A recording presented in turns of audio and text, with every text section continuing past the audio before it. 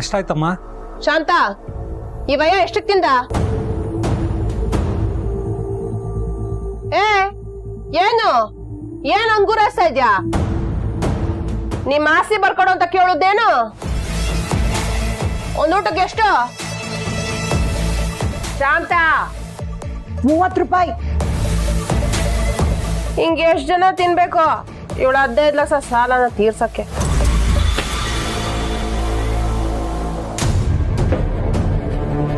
ಇದೇನು ಈಟ್ ಬಿಟ್ರೆ ಬಂದ್ಬಿಟ್ರಿ?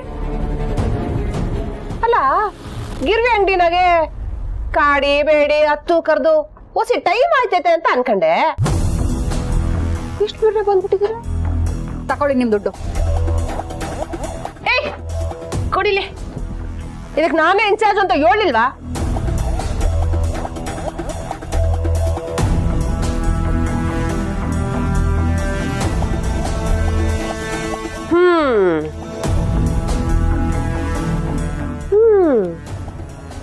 ಪರವಾಗಿಲ್ವೇ, ತಂದೆ ಬಿಡ್ರಿ. ಸ್ವಾಭಿಮಾನ ಐತೆ. ಇನ್ನೊಬ್ರು ದುಡ್ಡಿಗೆ ಆಸೆ ಪಡ್ತೆ ನಿಯತ್ತಾಗಿ ಬದುಕೋ ಎಲ್ರಿಗೂ ಇರ್ತದೆ. ಆದ್ರೆ ನಿನ್ನ ಅತ್ತೆ ಮಾವ ಹಂಗಿಲ್ವಲ್ಲೇ?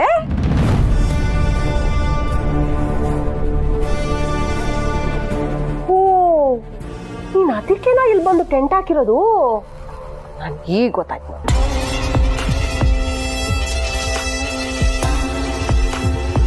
ಇವತ್ತು ಹೋಯ್ತಾಳೆ. ಇವಳಿದ್ರೇನು ಹೋದ್ರೇನು?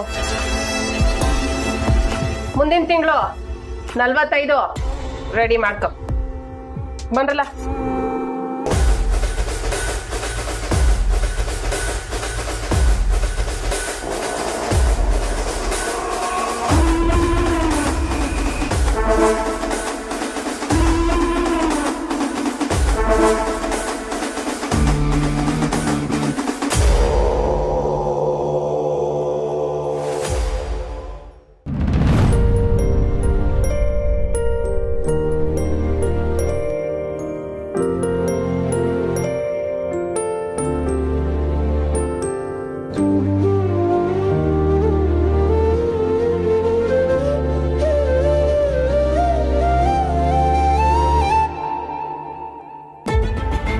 ಹೇಗೆ ಹೊರಡೋದಕ್ಕೆ? ಆಚೆ ನಿಮ್ಮ ತಾಯಿಯವರು ಇದಾರಲ್ವಾ?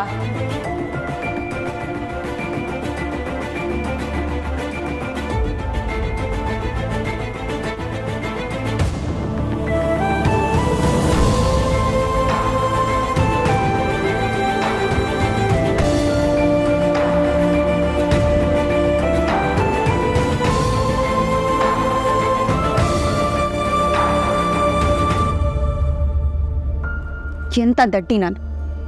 ಇವ್ರ ಮನೆಗೆ ಬಂದು ಇಲ್ಲಿಂದ ಹೊರಗೆ ಹೋಗೋಕೆ ಇವ್ರ ಹತ್ರನೇ ಸಹಾಯ ಕೇಳಿದೆ.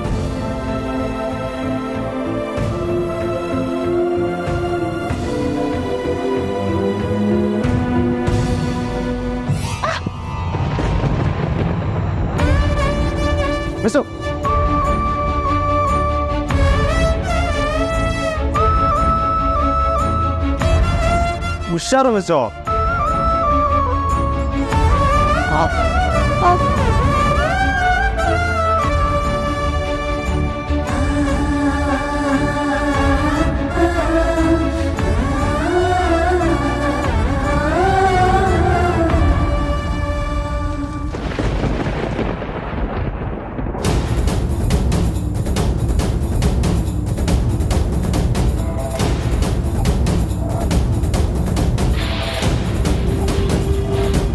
ನೀವು ಮಾಡಿರೋ ನೋವಿಗಿಂತ ಇದೇನು ದೊಡ್ಡದಲ್ಲ ಬಿಡಿ.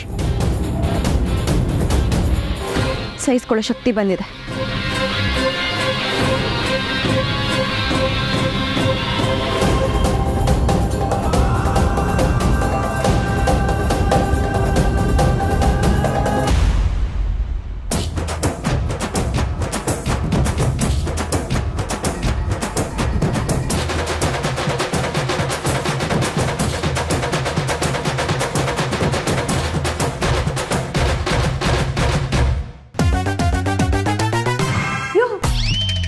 ಬಂದೆ. ಕೂತ್ಕೋರೆ. ಅಲ್ಲ, ಮತ್ತೆ ನಿಡ್ಬಿಟ್ನೆ ಬಂದ್ಬಿಟ್ಟಿದ್ಯಾ? ಹೌದು, ಯಾರು ತಗೋನು 50 ಸಾವಿರ ಇಸ್ಕೊಬತ್ತೀನಿ ಅಂತ ಓದಿಯಲ್ಲ? ಇಲ್ಲ, ಏನಾಯ್ತು? ಅದು ಬರಕ್ ಮುಂಚೆ ಒಂದು ಫೋನ್ ಮಾಡ್ಬಿಟ್ಟು ಬಾ ಅಂದ್ರು. ನಾನು ಅವ್ರಿಗೆ ಫೋನ್ ಮಾಡೋದೇ ಮರ್ತೆ. ಇವಾಗ ಮಾಡ್ತೀನಿ. ಅದಿರ್ಲಿ ಬಿಡು. ಇಲ್ಲಿ ನೋಡು, ನಾನ್ ದುಡ್ಡು ವಸೂಲಿ ಮಾಡ್ಕೊಂಡ್ ಬಂದೀವ್ನಿ. ಇನ್ಮ್ಯಾಕೆ ತಿಂಗಳು ನನಗೂ ಇಷ್ಟು ವಸೂಲಿ ಆಯ್ತೈತ್ ಕಣಯ್ಯ. ಇನ್ನು ತಿಂಗಳು ಕೊಡ್ಬೇಕಾ? ಏನ್ ಕೊಡ್ಬೇಕಾ? ತಕಬೇಕು. ಈ ದುಡ್ಡು ವಸೂಲಿ ಮಾಡುವಾಗ ಆ ಪುಟ್ಟಕ್ಕನ ಮಗ ನೋಡ್ಬೇಕಾಗಿತ್ತು. ಹೆಂಗಾಗಿತ್ತು ಗೊತ್ತಾ? ಏನೋ ಅವಳ ಗಂಡನ ಆಸ್ತಿ ಕೊಡಂಗೆ ಅನ್ಕೊಂಡ್ ಕೊಟ್ಲು. ಒಡವೆ ಏನೋ ಅಡ ಇಟ್ಟು ತಂದಿರಂಗೈತೆ. ಇನ್ಮೇಕೆ ತಿಂಗ್ಳಿಗೆ ಒಂದ್ಸಲ ಏನಾನ ಅಡ ಇಡ್ಲೇಬೇಕು. ಮಾನ ಮರ್ವದೆ ಅಡ ಇಟ್ರೆ ಬಿಡ್ಗಾಸು ಹುಟ್ಟಕ್ಕಿಲ್ಲ. ಕೊನೆಗೆ ಉಳಿಯೋದು ಆ ಮನೆ ಮೆಸ್ಸು. ಅದು ನಮ್ಗೆ. ಈಗ ನಮ್ ಬಂಗಾರ ಬಂತವ ಒಳ್ಳೆ ಹೆಸರು ತಕೋಬೇಕು. ನೋಡ, ಮಾತಕ್ಕೆ ಮುಂಚೆ ಬಂಗಾರಮ್ಮನ ಹೆಸರು ತೆಗಿಬೇಡ ನೀನು. ಅಯ್ಯೋ, ಈಗೀಗ ಆ ಬಂಗಾರಮ್ಮನ್ಗೆ ನಮ್ಮ ಮ್ಯಾಕೆ ಒಳ್ಳೆ ಅಭಿಪ್ರಾಯ ಬಂದೈತೆ. ಅದನ್ನ ನಾವು ಬಳಸ್ಕೋಬೇಕು. ಅಯ್ಯೋ, ಆ ಬಂಗಾರಮ್ಮ ನಿನ್ಗೂ ಸಭಾಸ ನಂಗೆ ನಾನು ಮಾಡ್ತೀನಿ ಬಾ. ಇಲ್ಲ ನಂಗೆ ಸಭಾಸ್ಗಿರಿ ಬೇಕಾಗಿಲ್ಲ. ಯೋ, ಬಂಗಾರಮ್ಮ ಕೊಟ್ಟಿರೋ 15 ಲಕ್ಷ ರೂಪಾಯಿಗೆ ನಾನ್ ಬಡ್ಡಿ ವಸೂಲಿ ಮಾಡೀವ್ನಿ. ನಾವು ಸಭಾಸ್ಕಿರಿ ತಕೊಳ್ಳೋದ್ ಬೇಡವಾ? ನೀ ಸುಮ್ಕೆ ಬಾ. ಬಾ ಹೇಳ್ತೀನಿ. ರಾಜಿ.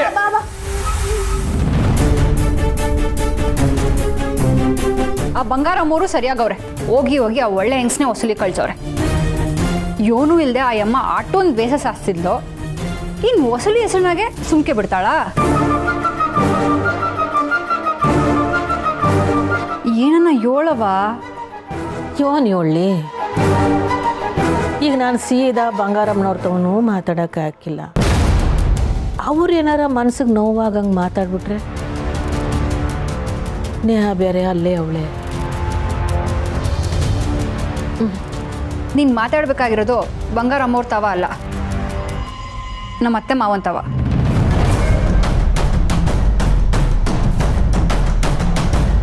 ತಕ್ಕಂಡಿರೋ ದುಡ್ಡನ್ನ ವಾಪಸ್ ಕೊಡೋಕೆ ಹೇಳ್ಬೇಕು. ಅಯ್ಯಯ್ಯೋ, ಆ ತಪ್ಪು ಮಾತ್ರ ಮಾಡಕ್ಕೆ ಹೋಗ್ಬೇಡ ಕಣವ. ಇದ್ರಾಗೆ ತೆಪ್ಪಿ ಅವನೈತೆ. ನಾನು ಅವ್ರ ಹತ್ರ ಮಾತಾಡ್ತೀನಿ, ಅವ್ರು ಬರಲಿ. ಸಾನವ್ರೆ, ಸುಮಾ ಎಲ್ಲಿ? ನಾಳೆ ರಿಸಲ್ಟ್ ಇದೆ, ಇಂಜಿನಿಯರಿಂಗ್ ಕಾಲೇಜ್ನೆಲ್ಲ ಲಿಸ್ಟ್ ಮಾಡ್ಕೊ ಅಂತ ಹೇಳಿದ್ದೆ. ಅವಳು ಫ್ರೆಂಡ್ ಮನೆಗೆ ಹೋಗೋಳೆ. ರೀ, ನಿಮ್ಮ ಹತ್ರ ನಾನು ಹೊಸ ಮಾತಾಡಬೇಕಿತ್ತು. ನೀನು ಸುಮ್ಕೆ ಇರವ. ಏನಾಯಿತು? ಯೋನಿಲ್ಲ ಅಳಿ ಅಂದರೆ ಅವಳು ಸುಮ್ಕೆ. ಅವ್ವ, ನನ್ನ ತಡಿಬೇಡ ಕಣವ. ಏನಾಯಿತು? ನಿಮ್ಮ ಅವ್ವ ಮತ್ತೆ ನಿಮ್ಮ ಅಪ್ಪಯ್ಯ ನಮ್ಮ ಅವ್ವನ ತವ ದುಡ್ಡು ತಗೊಂಡವ್ರೆ.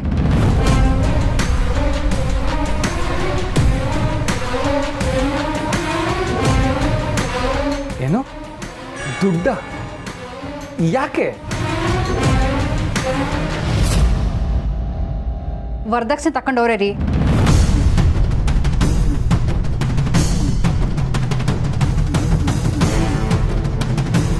ಏನು ಹೇಳ್ತಿದ್ದೀರಾ ಸಾನವ್ರೆ? ಅತ್ತೆ ಏನು ನಡೀತಿದೆ? ನಮ್ಮಪ್ಪ ಅಮ್ಮ ವರದಕ್ಷಿಣೆ ತಗೊಂಡ್ರಾ? ಇದು ಯಾವಾಗ? ಮದ್ವೆಗೂ ಮುಂಚೆ 15 ಲಕ್ಷ ತಗೊಂಡವ್ರೆ.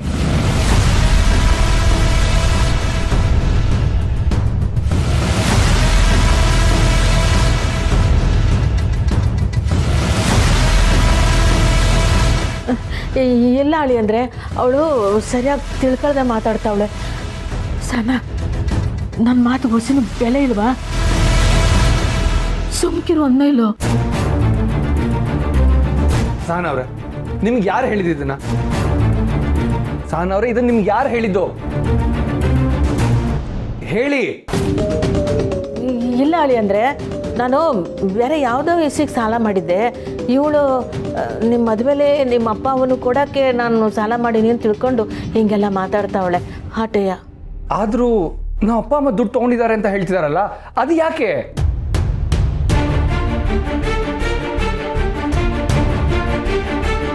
ಸಾನವ್ರೆ, ಮಾತಾಡಿ. ಯೋನು ಇಲ್ಲ ಅಂತ ನಮ್ಮವ್ವ ಹೇಳಿದ್ಲಲ್ಲ, ಬುಡಿ. ಇಲ್ಲ, ಇಷ್ಟು ದೊಡ್ಡ ವಿಚಾರನ ಹೇಳಿ ಬಿಡಿ ಅಂತ ಹೇಳಿದ್ರೆ ಹೇಗೆ? ಇದನ್ನ ಈಗಲೇ ಬಗೆಹರಿಸ್ಬೇಕು. ನಿಮಗೆ ಇದ್ರ ಬಗ್ಗೆ ಡೌಟ್ ಇದೆಯಾ? ಬನ್ನಿ, ಈಗಲೇ ನಮ್ಮ ಮನೆಗೆ ಹೋಗಿ ವಿಚಾರಿಸೋಣ. ಬನ್ನಿ ಸಹನಾ ಅವರೇ, ಬನ್ನಿ. ಬ್ಯಾಡಿ ಹೇಳಿ ಅಂದರೆ ಬ್ಯಾಡಿ. ಇಲ್ಲ ಅತ್ತೆ, ಇಂಥ ಡೌಟ್ಗಳು ಬೆಳೆಯಕ್ಕೆ ಬಿಡಬಾರ್ದು. ಬನ್ನಿ ಸಹನಾ ಅವರೇ. ನೀವು ಬರ್ದೇ ಇದ್ರೂ ಪರವಾಗಿಲ್ಲ, ಅದು ಹೇಗೆ ಈ ಥರ ಅಪವಾದ ಹೊರಿಸ್ತೀರಾ? ನಾನೇ ಹೋಗಿ ವಿಚಾರಿಸ್ತೀನಿ. ಅಳಿ ಅಂದರೆ ನಿನ್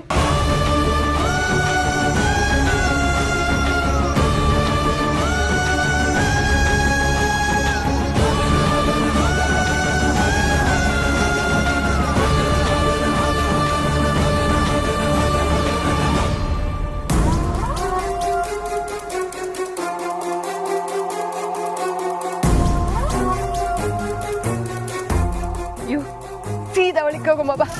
ಅಯ್ಯಯ್ಯ, ನಾನು ಇಲ್ಲಿ ಗಂಟ ಬಂದಿದ್ದೆ ಹೆಚ್ಚು. ಮನೆ ನೆನ್ಸ್ಕೊಂಡ್ರೆ ದಿಗ್ಲಾಯ್ತದೆ. ಯಾಕಯ್ಯ?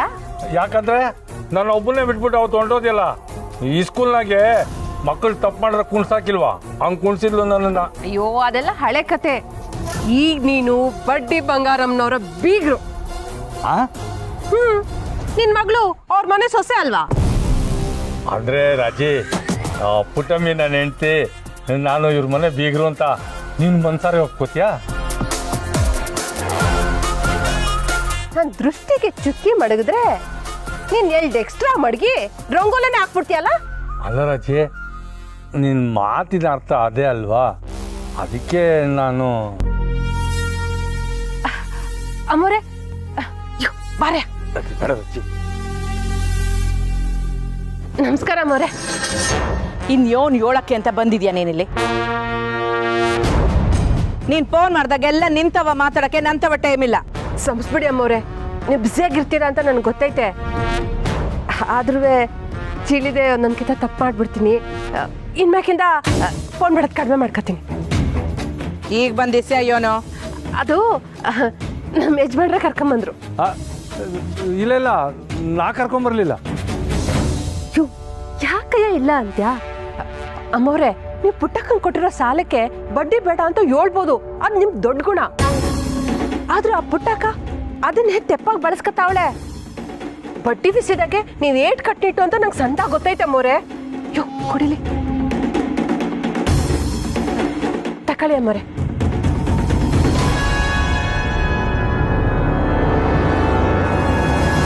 ಯೋನಿದು? ಪುಟ್ಟಕ್ಕನ ಪರವಾಗಿ ನನ್ನ ಗಂಡನೇ ಈ ಬಡ್ಡಿ ದುಡ್ಡನ್ನ ನಿಮಗೆ ಕೊಡಕ್ ಬಂದವ್ರೆ. ಏ ಇಲ್ಲ, ನಾ ಕೊಟ್ಟಿಲ್ಲ. ಇದೆಲ್ಲ ಯೋನು ಬೇಡ, ಇದ್ರ ಬಗ್ಗೆ ಮಾತು ಬೇಡ ಅಂತ ಈಗಾಗಲೇ ಹೇಳಿವ್ನಲ್ಲ ನಾನು. ಪುಟ್ಟಕ್ಕಂಗೆ ನಾನು ಕಾಸು ಕೊಡುವಾಗಲೇ ಅದನ್ನ ವಾಪಸ್ ಕೇಳಕ್ಕಿಲ್ಲ ಅಂತ ಮಾತು ಕೊಟ್ಟಿವ್ನಿ. ಈ ಬಂಗಾರಮ್ಮ ಯಾವತ್ತೂ ಮಾತು ಮೀರಕ್ಕಿಲ್ಲ. ಅಲ್ಲ, ನೀನು ಯಾಕೆ ಇದನ್ನೆಲ್ಲ ಕೊಡಕ್ಕೆ ಬಂದಿದ್ಯಾ? ನಾನು ಈಗಾಗಲೇ ಸ್ಯಾನೆ ತಲೆ ಬಿಸಿಯಾಗಿವ್ನಿ, ಅದ್ರಲ್ಲಿ ನಿಂದು ಬೇರೆ. ಒಳ್ಳೆ ಇಬ್ರುವೆ, ಇದೆಲ್ಲ ಏನು ಬೇಕಾಗಿಲ್ಲ. ಅಮ್ಮವ್ರೆ, ದಿಟ್ವಾಗ್ಲೂ ನಿಮ್ಗೆ ಪುಟ್ಟಕ್ಕಂತಾವಿಂದ ಬಡ್ಡಿ ಬೇಡವಾ? ಸರಿ ಸರಿ ಸರಿ, ನಾವು ಹೊಳ್ತೀವಿ. ಏಟೇ ಆದ್ರೂ ಈ ವಯ್ಯ ಪುಟ್ಟಕ್ಕಂಗೆ ತಾಳಿ ಕಟ್ಟಿ ತೆಪ್ಪು ಮಾಡ್ಬಿಟ್ಟ ನಿಮ್ಮ ಮಗನಂಗೆ. ಅದ್ರ ಪ್ರಾಯಶ್ಚಿತ್ವಾಗಿ ಬಡ್ಡಿ ದುಡ್ಡು ಕೊಡಕ್ಕೆ ಕರ್ಕೊಂಬಂದ್ರು. ನಿಮಗೆ ಬೇಡ ಅಂದ್ರೆ ಬೇಡ ಬಿಡಿ ಅಮ್ಮವ್ರೆ, ಹೆಂಗೆ ಹೇಳ್ತೀರೋ ಹಂಗೆ. ಅಯ್ಯಯ್ಯೋ, ನಾನು ದುಡ್ಡು ಕೊಟ್ಟಿದ್ದವಳು ಗೊತ್ತಾಗೋಗೈತೆ. ಮನೆಗೆ ಹೋದ್ಮೇಲೆ ಅದೇನು ಬೇಂಡತ್ತಾಳೋ ಏನೋ. ಸರಿ ಅಮ್ಮವ್ರೆ, ನಾವಿನ್ ಬರ್ತೀವಿ. ಸರಿ.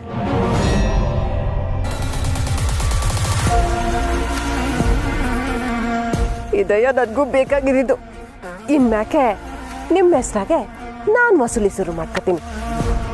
ನನ್ನ ಸೌತಿ ಮನೆ ಮಠ ಎಲ್ಲ ಮಾರ್ಕೊಂಡು ಬೀದಿಗೆ ಬಂದ್ಬಿಡ್ಬೇಕು.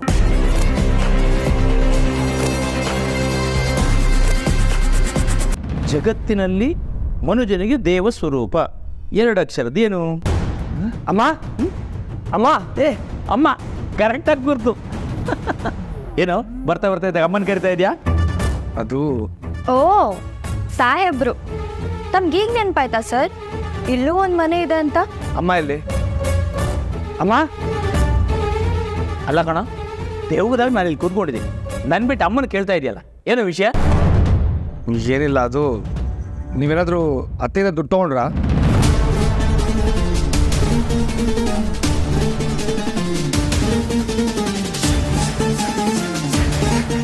ಬಗ್ಗೆ ಎಲ್ಲ ಕೇಳ್ತಾ ಇದ್ದಾನಲ್ಲ, ಪುಟ್ಟಕ್ಕ ಎಲ್ಲ ಹೇಳ್ಬಿಟ್ಲ.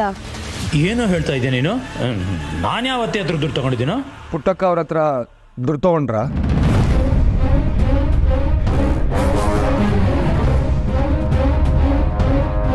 ನಾವ್ಯಾಕೆ ಅವ್ರ ಹತ್ರ ದುಡ್ಡು ತಗೊಳ್ತೀವಿ? ನೀನು ತಲೆಗೆಟ್ಟಿದ್ಯಾ? ಏನೋ ಮುರಳಿ, ಬರ್ತಾನೆ ಏನು ನಿಂದು? ಏನಾಯ್ತು ಅಂತ ಹೇಳು. ಮದುವೆ ಟೈಮಲ್ಲಿ ನಾವು ಅವ್ರ ಹತ್ರ ದುಡ್ಡು ತೊಗೊಂಡಿದ್ದೀವಿ ಅಂತ ಮಾತಾಡ್ತಿದ್ದಾರೆ.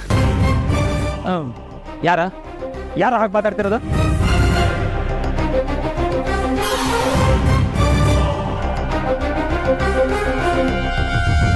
ಯಾರು ಅಂತ ಹೇಳು. ಮುರಳಿ ಬಂದ್ಯನೋ? ಅಮ್ಮ,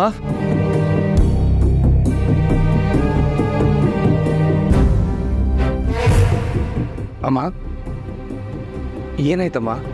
ಏನಾಯ್ತಾ? ಅಮ್ಮಂಗೆ ಹುಷಾರಿಲ್ಲ ಕಣೋ. ಹ್ಞೂ ಕಣೋ, ಅವತ್ತು ನೀನು ಹೋದಿಯಲ್ಲ, ಅವತ್ತಿಂದ ಏನಾಯ್ತಮ್ಮ? ನಂದಿದ್ದಿದ್ದೆ ಬಿಡು. ನೀನು ಹೇಗಿದ್ಯಾ ಮುರಳಿ? ಅಲ್ಲಮ್ಮ, ಹಾಸ್ಪಿಟ್ಲಿಗೆ ಹೋಗ್ಲಿಲ್ವಾ? ಅಕ್ಕ, ಡಾಕ್ಟ್ರ್ ಏನಂದ್ರು? ನನ್ನ ಬಗ್ಗೆ ಯೋಚನೆ ಬಿಡು. ನೀನೇನೋ ಟೆನ್ಷನಲ್ಲಿ ಮಾತಾಡ್ತಿದ್ಯಲ್ಲ, ಏನಾಯ್ತು? ನಾವು ಪುಟ್ಟಕ್ಕನ ಹತ್ರ ದುಡ್ಡು ತಗೊಂಡು ಅಂತ ಕೇಳ್ತಾ ಇದ್ದೆ ನಿನ್ನ ಮಗ. ದುಡ್ಡ? ಯಾವ ದುಡ್ಡು? ಕೈಯಲ್ಲಿ ದುಡ್ಡಿಂದೆ ಆಸ್ಪತ್ರೆಗೆ ಹೋಗದೆ ಮನೇಲೇ ಮಲಗಿದ್ದೀನಿ. ಯಾಕೋ ತುಂಬ ಸುಸ್ತು ಕಣ ಮುರಳಿ. ನಾವು ದುಡ್ಡು ತಗೊಂಡ್ವಿ ಅಂತ ನಿನಗೆ ಯಾರೋ ಹೇಳಿದ್ದು?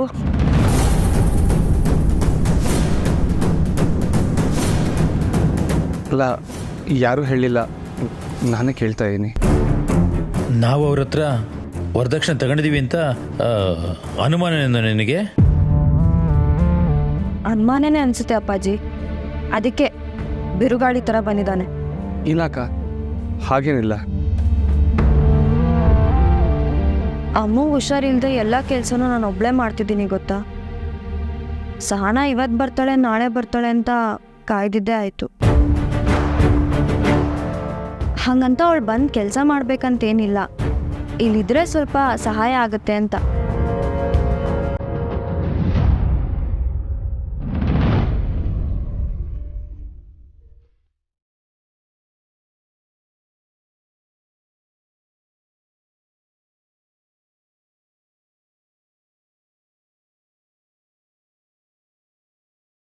ಅದಕ್ಕೆ ಬೆರಳು ಕುಯ್ಕೊಂಡ್ರಂತೆ, ತಗೊಳ್ಳಿ ಬ್ಯಾಂಡೆಡ್. ನನಗೆ ಬೇಡ. ನನ್ನ ಮೇಲೆ ಕೋಪನ ಅದಕ್ಕೆ? ಅದಕ್ಕೆ ನೀವು ತಾವು ಅನ್ನೋ ಮರ್ಯಾದೆ ಎಲ್ಲ ಬೇಡ. ನೀವು ನನ್ನ ಮೊದಲಿನ ಥರ ಸ್ನೇಹ ಅಂತಲೇ ಕರಿಬೋದು. ನೀವು ಚಂದ್ರಣ್ಣಯ್ಯ ಒಟ್ಟಿಗೆ ಇಲ್ಲ ಅಂದರೆ ಏನಂತೆ? ನೀವು ನನಗೆ ಅತ್ತಿಗೆನೇ ಅಲ್ವಾ? ನಾನು ನಿನ್ನಿಂದ ಸತ್ಯ ಮುಚ್ಚಿಟ್ಟೆ ಅಂತ ಖಂಡಿತವಾಗ್ಲೂ ನಿನಗೆ ನನ್ನ ಮೇಲೆ ಕೋಪ ಇದ್ದೇ ಇರುತ್ತೆ ಸ್ನೇಹ. ಖಂಡಿತವಾಗ್ಲೂ ಇಲ್ಲ ಅದಕ್ಕೆ. ನನ್ನ ಮನಸ್ಸಲ್ಲಿರೋ ಕೋಪನೆಲ್ಲ ಎಲ್ಲರ ಮೇಲೂ ಸರಿ ಸಮಾನವಾಗಿ ಹಂಚ್ಬಿಟ್ಟೆ. ಈಗ ಯಾವುದು ಎಮೋಷನ್ಸ್ ಇಲ್ಲದೆ ಮನಸ್ಸು ಪೂರ್ತಿ ಖಾಲಿಯಾಗಿದೆ. ಯಾರ್ಯಾರ ಮೇಲಂತ ಕೋಪ ಮಾಡ್ಕೊಳ್ಳಿ ಹೇಳಿ? ಮೊದಲು ನನ್ನ ಮೇಲೆ ಕೋಪ ಮಾಡ್ಕೋಬೇಕು. ಎಲ್ಲದರಲ್ಲೂ ಓವರ್ ಕಾನ್ಫಿಡೆನ್ಸ್. ನಾನೇನು ತಪ್ಪೇ ಮಾಡಲ್ಲ ಅಂತ ಅನ್ಕೊಂಡು ಓಡಾಡ್ತಿದ್ದೆ. ಆದರೆ ಅತ್ತಿಗೆ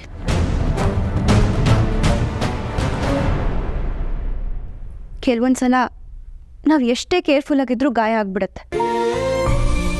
ನಮಗೆ ಗೊತ್ತಿರೋ ವಸ್ತುನೇ ಕೈ ಕೊಯ್ಯೋ ಹಾಗೆ.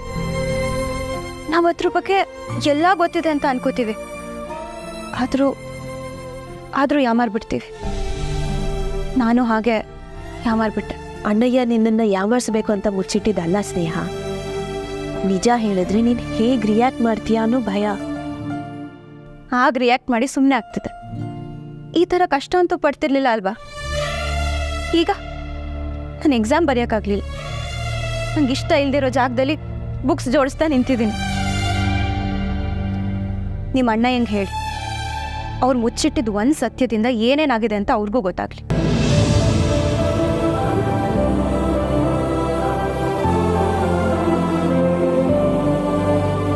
ಅದಕ್ಕೆ ನಾನು ಮಾಡ್ಕೋತೀನಿ.